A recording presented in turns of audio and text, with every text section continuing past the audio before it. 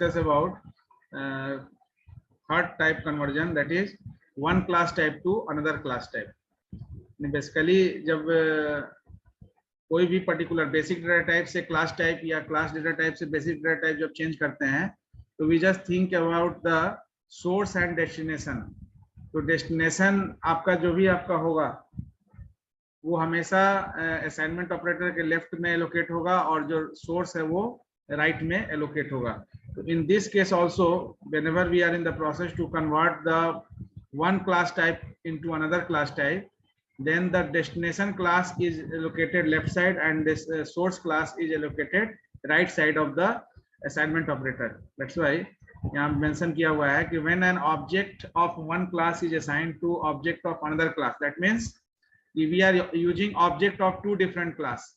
So whenever you are assigning object of particular class to any other object of any other class, then that means you are converting the type, यानी कि you are just converting the class type from one form to another form. तो इस case में it is necessary to give pre-instruction to the compiler that how to make conversion between these two user-defined data types. तो अभी हम लोग जैसे बताया कि आपका जो डेस्टिनेशन है हमेशा लेफ्ट बनेगा और सोर्स जो है राइट बनेगा. Suppose if you have two class like XYZ and ABC. So X is the object of XYZ class and A is the object of ABC class. And whenever you are assigning A to the object X, so X is the object of XYZ class और A जो आपका है ये ABC class का object है. और जब आप A को X में assign कर रहे हैं इसका मतलब है कि you are in the process to convert one class type data into another class type. तो यहाँ पर source class is what? The object which is shifted right hand of the particular assignment operator. तो source class is A and destination class is X. तो अगर A equal to X लिखेंगे तो X is become source and A become destination. यानी कि destination class always allocated in the left hand of the assignment operator. assignment operator के left hand side रहेगा आपका destination class और right hand side आपका जो रहेगा वो source class रहेगा. Now, whenever we are in the process to convert one class type into another, we have to follow certain syntax. तो ऑपरेटर के लिए फंक्शन के लिए सिंटेक्स क्या होगा? तो ऑपरेटर डेटा टाइप ये आपका हो गया पैरेंथेसिस, जो भी डेटा टाइप है जिसका आपका कन्वर्जन करना है.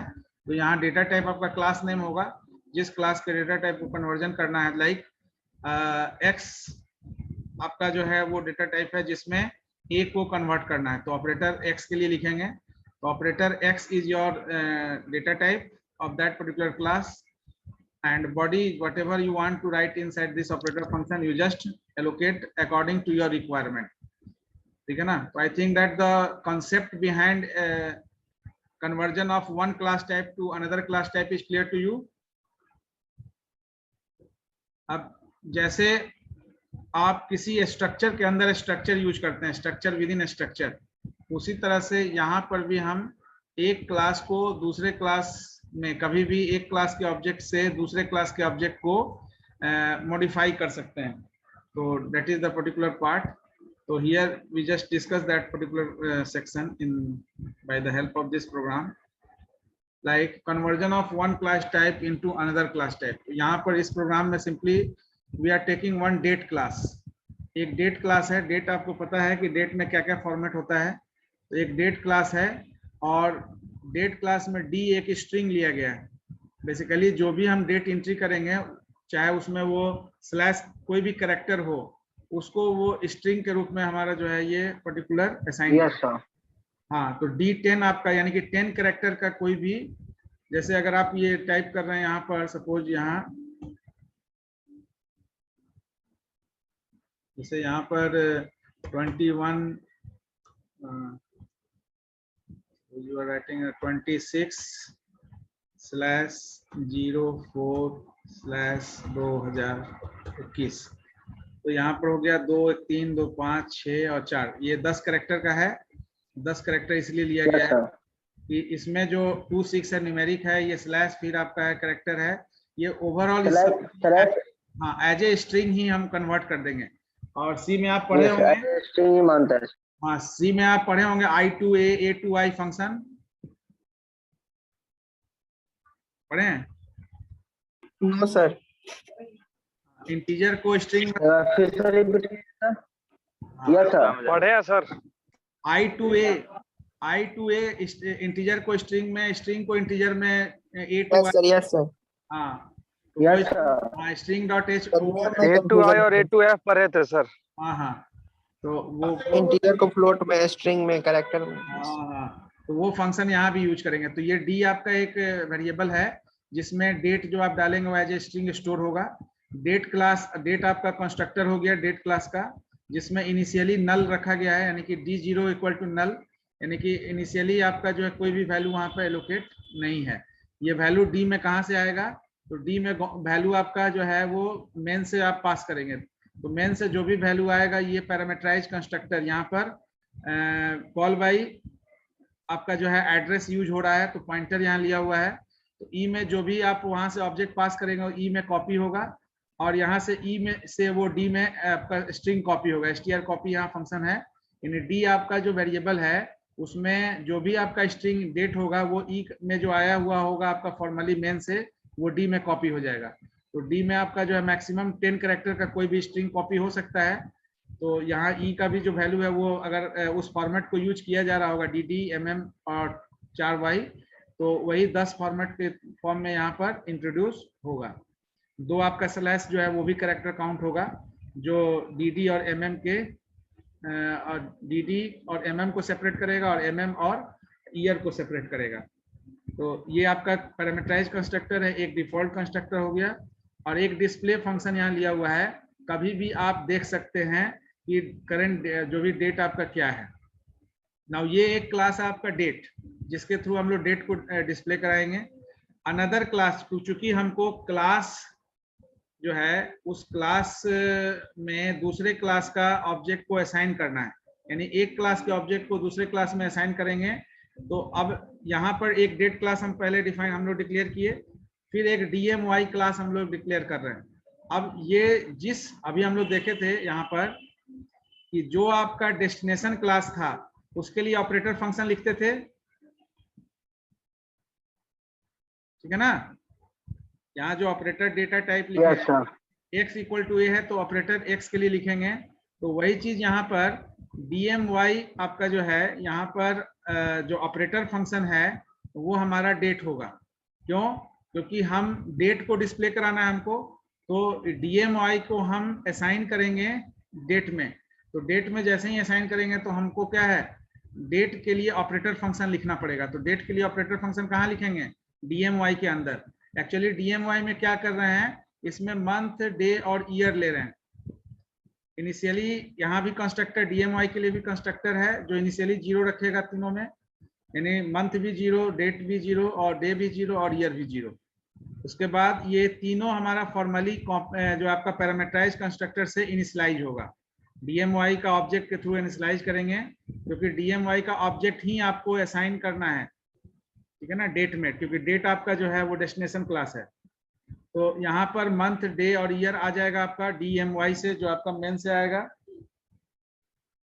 और उसके बाद डेट फंक्शन जो आपका यहाँ है, यहाँ इसी डेट फंक्शन में हम लोग जो है ऑपरेटर फंक्शन में वो सारा जो है पर्टिकुलर प्रिंटिंग जॉब करेंगे, यानी कि कॉन्कैटिनेशन से लेकर कॉपी, ये सारा ऑपरेशन यहाँ करेंगे। चलो अब ये देखिए यहाँ पर दो वेरिएबल लिया हुआ है, एक टेम्प का साइज 3 है और एक डेट है that is of 9। I to A जो यहाँ पर अभी हम बोल रहे थे, I to A जो आपका फंक्शन है ये आपका इंटीजर को स्ट्रिंग में बदलने का काम कर रहा है यहाँ पर। तो इंटीजर से स्ट्रिंग में बदलने के लिए क्या है कि आपका डे और डेट और 10 ये जो आपका है 3 सेक्शन है। इसमें डे आपका जो है यहाँ इनिशियलाइज होगा मेन से, डी आप वहाँ पास किए होंगे, डेट भी आपका, और यहाँ जो 10 है ये 10 आपका किस पर्पस के लिए लिया गया? अगर आप यूज किए हैं I to A तो बताइए कि यहाँ पर 10 का क्या काम है? एनीवन?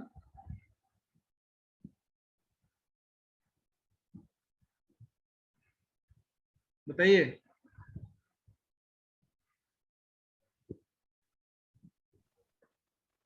एनीवन? सर मंथ के लिए सर। मंथ के लिए सर। बोलिए। मंथ के लिए सर। मंथ के लिए सर। अच्छा, यहाँ I to A करने से आपका आउटकम क्या आएगा? डे और डेट 10 किया हुआ है, तो यहाँ पर आउटकम क्या आएगा? I to A करने से dy में कोई चेंजिंग होगा, dt में कोई चेंजिंग होगा?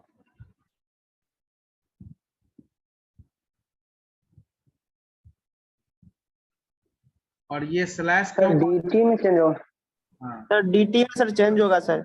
हाँ, dt slash for null character sir. Slash को कॉन्कैटिनेट कर रहे हैं डेट के बीच में, ठीक है, ठीक है, ठीक। और टेम्प आपका जो है वैल्यू 3 है, तो टेम्प में आप जो है फिर मंथ को, यानी कि टेम्प जो है कॉन्कैटिनेट कर रहे हैं डेट से, और फिर उसमें भी स्लैश कैरेक्टर, यानी 2 बार स्लैश कैरेक्टर आपका इंट्रोड्यूस होगा, एक बार डेट और डे और मंथ में, और एक बार मंथ और ईयर में। मंथ और ईयर में। हाँ, और फाइनली हम लोग क्या रिटर्न करा रहे हैं? तो dt आपका जो है ये रिटर्न हो रहा है। dt आपका ये साइज 9 साइज का यहाँ लिखा हुआ है, तो फाइनली हम लोग dt को रिटर्न करा रहे हैं। आयुष उधर से जाइए, तो dt को रिटर्न करा रहे हैं। आयुष बताओ ना। और डिस्प्ले सेक्शन में यहाँ पर भी डे, मंथ और ईयर आपका जो है डिस्प्ले होगा। मेन आपको यहाँ देखना है। मेन में जो है डेट का एक ऑब्जेक्ट D1 है और DMY का एक ऑब्जेक्ट D2 है, बिकॉज आप डेट को आप जो है ये डेस्टिनेशन बना रहे हैं, तो इसलिए डेट क्लास का ऑपरेटर फंक्शन लिखे थे। तो D1 आपका जो है वो डेस्टिनेशन है, D2 में जो भी आप ले रहे हैं, जो भी आप यहाँ कांस्टेंट ले रहे हैं डे के लिए, मंथ के लिए और ईयर के लिए, तो डे, मंथ और ईयर जो भी आप यहाँ से पास करेंगे वो आपका DMY का जो आपका कंस्ट्रक्टर है, पैरामीटराइज कंस्ट्रक्टर, उसके थ्रू आपका जो है DMY का डेटा मेंबर इनिशियलाइज होगा डे, मंथ, ईयर का, और वही आपका यही डेटा आपका जो है D1 में असाइंड हो जाएगा। दैट मीन्स सेम डेट जो है वो D1 में असाइंड हो जाएगा, यानी कि आपका जो D2 क्लास का ऑब्जेक्ट है, DMY क्लास का ऑब्जेक्ट है, वो डेट क्लास के ऑब्जेक्ट में असाइन हो रहा है, यानी कि वन क्लास से अनदर क्लास में ये चेंज हो रहा है। तो whenever you call the D1, तो D1 में भी वही सेट ऑफ डेटा आपका होगा, लेकिन D1 जैसे ही कॉल करेंगे, D1 में आप प्रिंट करेंगे, तो उस केस में आपका क्या है, D1 डॉट डिस्प्ले क्या करेगा? D1 डॉट डिस्प्ले आपका जो ऑपरेटर फंक्शन है डेट के लिए, जो आपने ऑपरेटर फंक्शन लिखा है, उस ऑपरेटर फंक्शन के अकॉर्डिंगली फॉर्मेटेड डिस्प्ले आपका आउटपुट जनरेट करेगा। और जब D2 डॉट डिस्प्ले करिएगा, तो D2 डॉट डिस्प्ले में क्या है, आपका सिंपली डे, मंथ और ईयर के बीच में एक एक स्पेस दिया हुआ है, ठीक है ना। तो ये फॉर्मेट है। तो when you execute the particular program, अब यहाँ 2 सेक्शन यूज हो रहा है। एक आपका जो है D1 इस ऑपरेटर डेट को यूज कर रहा है फॉर्मेटेड फॉर्म में, और उसको डिस्प्ले करा रहा है, तो ये डिस्प्ले आपका होगा। और दूसरा आपका जो है ये D2 डायरेक्ट डिस्प्ले हो रहा है, यानी कि जो आपका वैल्यू है वो डायरेक्ट यहाँ D2 डॉट डिस्प्ले कॉल होने से आपका डिस्प्ले हो रहा है, जिसमें आपका वो डेट जो आपका ऑपरेटर है उसका यूज नहीं हो रहा है। तो whenever you execute the program, you see now see the D1 आपका जो है D1 फॉर्मेट में आपका आ गया, D2 का जो डेट था वो D1 फॉर्मेट में डिस्प्ले हो गया, क्योंकि D2 को आप D1 में कॉपी असाइन किए हैं, तो D2 का जो भी आपका फॉर्मेट है वो D1 के हिसाब से डेस्टिनेशन उसका D1 हो गया, तो D1 के हिसाब से वो फॉर्मेट चेंज हो गया। और D1 के लिए हम लोग क्या किए हैं, ऑपरेटर फंक्शन लिखे हैं डेट के लिए, तो डेट के लिए जो भी ऑपरेटर फंक्शन में जो फॉर्मेट यूज किया वो फॉर्मेट यहाँ पर यूज हुआ। और D2 जैसे आपका है, यानी कि डे, मंथ और ईयर, उसी फॉर्मेट में यहाँ पर डिस्प्ले हो गया। तो अब यहाँ देखिए, अगर यहाँ सपोज करो कि यहाँ अगर हम लोग स्लैश ले लें,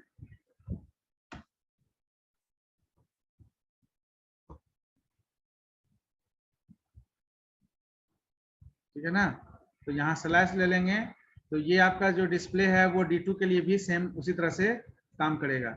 अभी क्या है, ये स्लैश अगर नहीं लेंगे, एक्चुअली D1 में जो फॉर्मेटिंग हम लोग किए, ये D1 में सारा फॉर्मेटिंग उसी पर्पस के लिए किए थे कि हमारा एक स्पेसिफिक फॉर्मेट में आउटकम डिस्प्ले हो। तो ये स्लैश की जगह आप अगर थोड़ा सा डिफरेंसेस ला लीजिए, यहाँ पर हाइफन दे दीजिए, दैट मीन्स कि दोनों में डिफरेंसेस के लिए तो ये आपका ऑपरेटर डेट फंक्शन कॉल होगा जब D1 D2 को D1 में आप असाइन करेंगे। तो जैसे जब ये D2 आपका D1 के हिसाब से असाइन हो रहा है तो आपका फॉर्मेट ऑपरेटर डेट के हिसाब से कॉल हो रहा है, और जब D2 डिस्प्ले यानी कि सेक्शन कॉल हो रहा है तो D2 का जो डिस्प्ले सेक्शन में जो फॉर्मेटिंग आप किए हैं उसके हिसाब से कॉल हो रहा है। दैट मीन्स कि we are in this particular program we are converting one class type into another class type by the help of the object of two different classes. So there is a object of date class and DMY class. यहाँ पर ध्यान यही देना है कि जिस class को आप डेस्टिनेशन क्लास बनाएंगे उस क्लास के लिए ऑपरेटर फंक्शन लिखेंगे, that is the operator overloading. तो if you are declaring if you are assigning D2 to D1, तो D1 is of date class object, तो डेट क्लास के लिए ऑपरेटर फंक्शन हम लोग लिखे। अगर आप यहाँ लिखेंगे D2 equal to D1, that means कि whatever contents D1 you have, whatever data in D1 you have, वो डेटा को फिर D2 के फॉर्मेट में आप चेंज करना चाहते हैं। तो ऑपरेटर फंक्शन में जो फॉर्मेट में आप डेटा चाहते हैं वही फॉर्मेट यहाँ पर आपको डिजाइन करना होगा। तो किसी भी तरह के क्लास को एक क्लास से दूसरे क्लास में सेम प्रॉब्लम एक हम आपको बोलेंगे करने के लिए, जहां पर ठीक है ना डेलीगेशन हम लोग यूज करते हैं। डेलीगेशन पता है सबको? What do you mean by delegation? Anyone? Nitish, Devashish, anyone? Mukesh? No idea sir. Delegation का पता नहीं है? ये ग्रुप्स के फीचर्स में पढ़े होंगे डेलीगेशन और इनहेरिटेंस में क्या डिफरेंस होता है? नहीं किसी को नहीं पता है? सर, इनहेरिटेंस पढ़े थे, डेलीगेशन के बारे में सर नहीं बताए थे। अच्छा, डेलीगेशन लुक्स लाइक इनहेरिटेंस ऐसा लगता है, लेकिन delegation is not inheritance. Delegation का जो है ये डेलीगेट वर्ड से बना है। Delegation is the process, delegate आपका वर्ड है। तो डेलीगेट जैसे आप किसी भी पर्टिकुलर क्लास में अगर दूसरे क्लास का ऑब्जेक्ट को एज ए मेंबर यूज करते हैं, तो दूसरे क्लास का ऑब्जेक्ट को एज ए मेंबर जब यूज करेंगे धीरे-धीरे, तो उस केस में क्या है, वो दूसरे क्लास का जो ऑब्जेक्ट है जिसको एज ए मेंबर आप यूज किए वो डेलीगेट हो जाएगा उस क्लास का, और प्रोसेस जिस प्रोसेस के थ्रू ये आपका अदर क्लास का मेंबर ऑब्जेक्ट जो है एज ए मेंबर आप यूज कर रहे हैं किसी क्लास में, तो ये आपका प्रोसेस डेलीगेशन कहलाएगा। जैसे आप एग्जांपल ले सकते हैं कि we have an example like suppose you have a DOB class, date of birth class। अब ये डेट ऑफ बर्थ क्लास जो है इस क्लास का यूज आपको स्टूडेंट का डेट ऑफ बर्थ निकालने के लिए भी करना है, और सपोज किसी एम्प्लॉय क्लास में एम्प्लॉय का भी डेट ऑफ बर्थ निकालने के लिए यूज करना है। तो नाउ द DOB क्लास को आपको जब भी यूज करना होगा तो क्या करना होगा, आपको DOB क्लास का एक ऑब्जेक्ट स्टूडेंट क्लास और एम्प्लॉय क्लास में डिक्लेयर करना पड़ेगा। क्यों? तो एम्प्लॉय का अगर आपको डेट ऑफ बर्थ निकालना है तो एम्प्लॉय का डेट ऑफ बर्थ के लिए वो DOB क्लास का ऑब्जेक्ट यूज एक्सेसिबल होगा। अगर किसी स्टूडेंट का डेट ऑफ बर्थ निकालना है तो स्टूडेंट का डेट ऑफ बर्थ के लिए भी आपका वो DOB क्लास यूज होगा। यानी कि DOB एक ऐसा क्लास है, डेट ऑफ बर्थ जो आप क्लास बनाएंगे जिसमें डे मंथ और ईयर होगा, डे मंथ और ईयर। तो एम्प्लॉय का भी डेट ऑफ बर्थ के लिए डे मंथ और ईयर चाहिए, और स्टूडेंट का भी डेट ऑफ बर्थ के लिए डे मंथ और ईयर चाहिए। तो इसके लिए अलग से आपको कुछ नहीं इंट्रोड्यूस करना है, केवल DOB क्लास का एक ऑब्जेक्ट आपको एम्प्लॉय क्लास में इंट्रोड्यूस करना है एज ए मेंबर, और एक आपको स्टूडेंट क्लास में मेंबर यूज करना है। यानी कि आपका स्टूडेंट और एम्प्लॉय दो डिफरेंट क्लासेस है, और DOB आपका एक इंडिपेंडेंट क्लास है।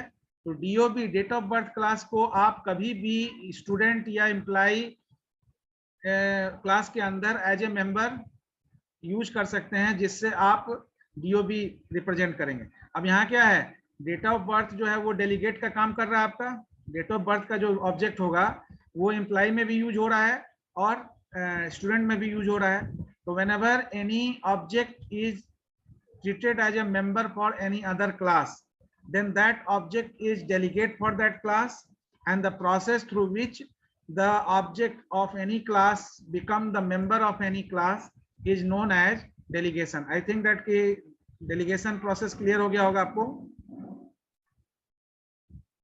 Yes, sir. हाँ, एग्जाम्पल लेंगे तो और ज्यादा क्लियर होगा। जो बात हम बोले इसी बात को अब अगर आपको करना है तो क्या करेंगे, एक independent class date of birth का बनाएंगे।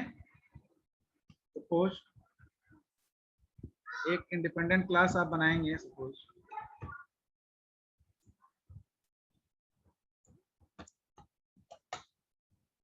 एक क्लास आप बनाए डीओबी, ठीक है। अब इस डीओबी क्लास में क्या है कि डीओबी क्लास में इंट डे मंथ और ईयर है, ठीक है। डे मंथ और ईयर तीनों इंटीजर है। और यहाँ पर एक आपका डीओबी का कंस्ट्रक्टर आप ले लीजिए। डीओबी का कंस्ट्रक्टर है तो d equal to 0, m equal to 0, y equal to 0, ये आपका कंस्ट्रक्टर है। और एक आप इसमें पैरामीटराइज कंस्ट्रक्टर ले लीजिए, dob int dt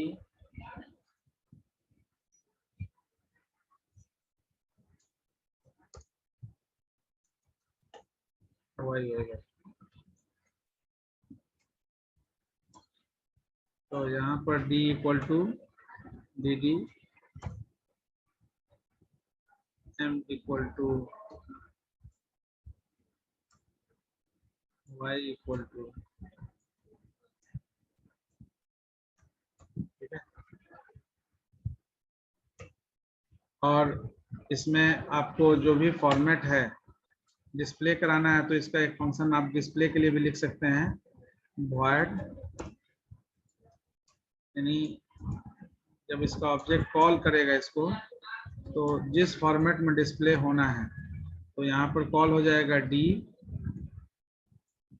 then month m, इसके पहले मंथ के पहले आप जो है यहाँ पर स्लैश यूज कर सकते हैं।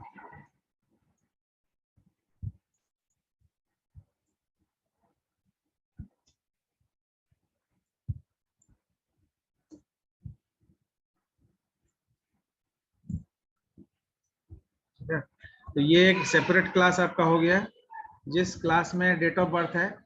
और डेट ऑफ बर्थ को आपको यूज करना है दो अलग अलग क्लास में। तो एक क्लास आपका स्टूडेंट हो गया। अब ये जो डेट ऑफ बर्थ का क्लास का ऑब्जेक्ट होगा ये स्टूडेंट और एम्प्लॉय क्लास जो है इंडिपेंडेंट क्लास अलग अलग, ईएमपी क्लास आपका जो है ये दोनों ही क्लास में एज ए मेंबर यूज होगा। तो चूंकि डीओबी का ऑब्जेक्ट के थ्रू आप एक्सेस करेंगे तो स्टूडेंट क्लास और एम्प्लॉय क्लास में डेट ऑफ बर्थ एक्सेस करने के लिए आपको अलग से कोई क्लास में वेरिएबल इंट्रोड्यूस नहीं करना पड़ेगा। ये डीओबी का ही ऑब्जेक्ट आपका वहां पर काम करेगा। तो चूंकि डीओबी का ऑब्जेक्ट आपने यूज कर लिया तो डीओबी का जो ऑब्जेक्ट होगा वो एम्प्लॉय इस क्लास में अगर हम यहाँ इंट्रोड्यूस करें, इसका वेरिएबल डिक्लेयर करने के ऊपर करेंगे अभी। पब्लिक सेक्शन में अगर हम यहाँ इंट्रोड्यूस कर दें डीओबी टी, ठीक है ना, तो DOB T is the object. यहाँ भी पब्लिक सेक्शन में डीओबी क्लास का एक ऑब्जेक्ट ले लिए, सपोज टी। आप भरिए चेंज भी कर सकते हैं ऑब्जेक्ट नेम, यहाँ पर ले लिए। अब ये जो टी आपका ऑब्जेक्ट है ये as a it is delegate, delegate for class student, and here it is delegate for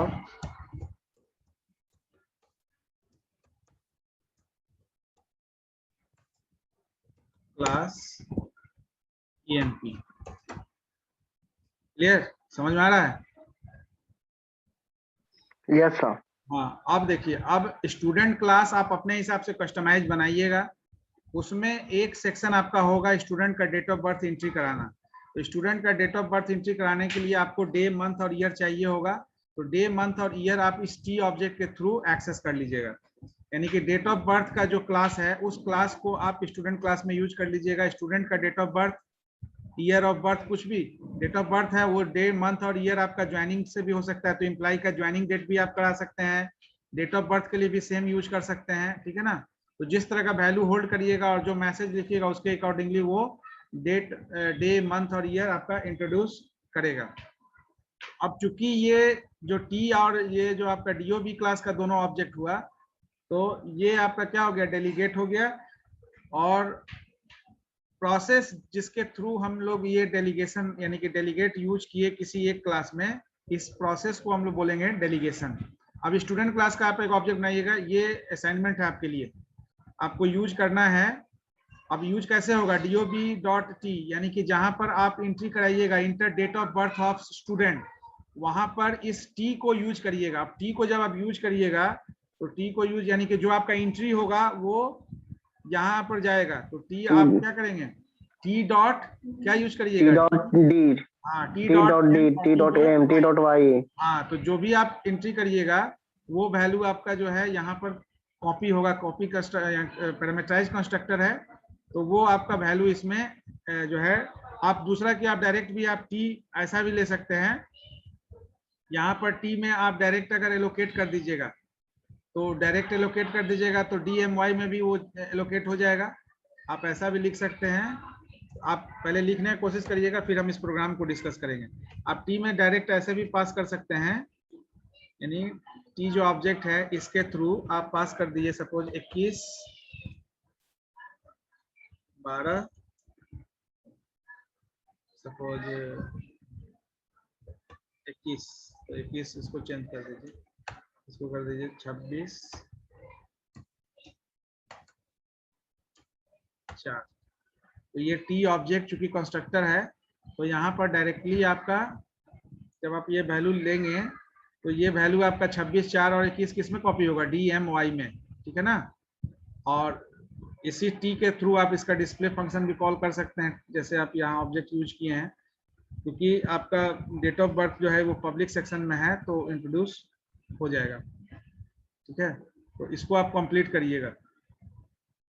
I think that the idea is clear to you कि कैसे क्या यूज करना है। डेट ऑफ बर्थ क्लास आपका Yes sir। हुआ है, ठीक है ना। स्टूडेंट क्लास अपने हिसाब से कस्टमाइज बनाइएगा, लेकिन केवल उसमें एक सेक्शन डेट ऑफ बर्थ का रखिएगा, जिसमें डेट ऑफ बर्थ क्लास के ऑब्जेक्ट के थ्रू उसका डेट ऑफ बर्थ एंट्री कराइएगा और उसको डिस्प्ले भी कराना है। एम्प्लॉय भी आप कस्टमाइजेशन अपने हिसाब से कीजिएगा। एम्प्लॉय का 2 ही डेटा लीजिएगा, ID और नेम लीजिएगा। बाकी डेट ऑफ बर्थ एंट्री कराने के लिए आप इस टी ऑब्जेक्ट को यूज करिएगा। तो फर्स्ट मेन आपका जो होगा, मेन में क्या होगा,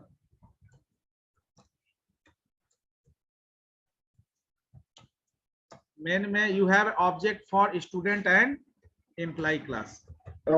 Employee। हाँ, स्टूडेंट के लिए सपोज S लिए और EMP के लिए E लिए, तो ये 2 ऑब्जेक्ट आपका होगा। बाकी अब इसको कैसे आप कॉल करिएगा, किसको कब कहाँ कॉल कीजिएगा, S का कौन कौन सा फंक्शन आप बनाइएगा, स्टूडेंट का, EMP का कौन कौन function, that is your assignment. तो in next class you just complete that one, इसको कंप्लीट करिएगा। जिसको बोलेंगे शेयर करने के लिए वो शेयर करिएगा स्क्रीन को। हो सकता है कुछ एरर हो, लेकिन यू जस्ट शेयर इट और उसी समय उसको एरर को हम लोग रेक्टिफाई करेंगे। तो सर प्रीवियस प्रोग्राम का भी स्क्रीनशॉट लेना है sir. Okay okay,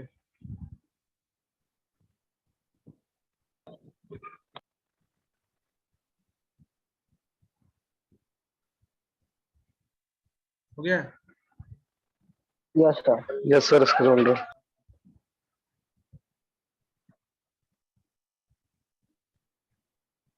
scroll down yes sir. Sir.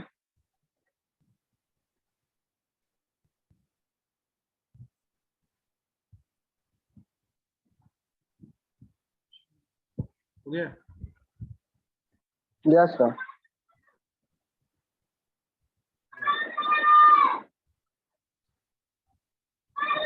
यहाँ पर डिस्प्ले कराइएगा तो यहीं पर डिस्प्ले एक बार हो जाएगा, ताकि आपको ये एनालाइज करने में भी आसानी हो। तो 2 बार डिस्प्ले होगा। एक बार आपका जो फॉर्मेट है उसमें डिस्प्ले हो गया, फिर D1 फॉर्मेट में डिस्प्ले हुआ, D1 में जो भी आप फॉर्मेट यूज किए थे ऑपरेटर फंक्शन के थ्रू, और फिर D2, फिर उसी तरह से D2 फिर दोबारा डिस्प्ले हो गया जैसे था। यानी D2 का वैल्यू D1 में D1 फॉर्मेट को यूज किया ऑपरेटर फंक्शन से, और D2 का वैल्यू जो पहले था वही बाद में भी रह गया आपका, क्योंकि D2 को असाइन करने के बाद D2 डॉट डिस्प्ले कॉल किए, तो जो आप यहाँ फॉर्मेट यूज किए वही फॉर्मेट यहाँ यूज हो गया। और D1 में जब D2 को असाइन किए तो D1 के फॉर्मेट को ये फॉलो कर लिया ये, क्योंकि D1 आपका डेस्टिनेशन है, D2 आपका सोर्स है, तो जो भी इसका था फॉर्मेट वो D1 में ऑपरेटर डेट फंक्शन के थ्रू आपका वर्कआउट हुआ। फिर D1 को जब कॉल किए तो आपका D1 डेट के हिसाब से आपका फॉर्मेटिंग यूज होकर डिस्प्ले हुआ, और फर्दर फिर D2 को डिस्प्ले करा रहे हैं तो D2 आपका एज इट इज जिस फॉर्मेट को यूज करके आपका डिस्प्ले करा रहा है उसी फॉर्मेट को फिर से वो डिस्प्ले करा दिया। तो जब भी आप एक क्लास को दूसरे क्लास में जब चेंज करना होगा तो you have to use object as like a basic data type and class type. जैसे बेसिक डाटा टाइप को क्लास टाइप में बदलना होता है तो यूज करते हैं, उसी तरह से यहाँ पर भी हम लोग यूज करेंगे। एक मिनट,